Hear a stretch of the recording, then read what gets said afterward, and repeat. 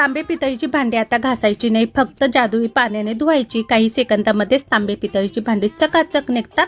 या ठिकाणी मी 2 चमचे सायट्रिक ऍसिड घेतलेले आहे, एका मोठ्या कटोऱ्यामध्ये टाकायचं आणि 2 चमचे बारीक मीठ टाकायचं, जे आपण रोजचं खाण्यामध्ये वापरतो। त्यामध्ये 4 ते 5 ग्लास पाणी टाकायचं आणि हे सर्व पदार्थ विरघळून घेतल्यानंतर यामध्ये आपल्याला तांबे पितळीची भांडी धुवायची आहे।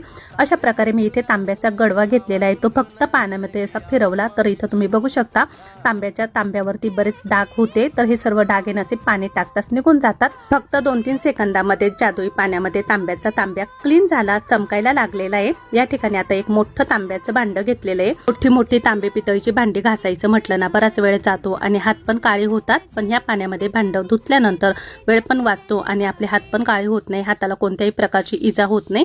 अशा प्रकारे आपण तांबे पितळीची भांडी ना 1-2 सेकंदामध्ये छान अशी मस्त चमकवू शकतो। भांड धुतल्यानंतर स्वच्छ कापडाने पुसून घ्यावी।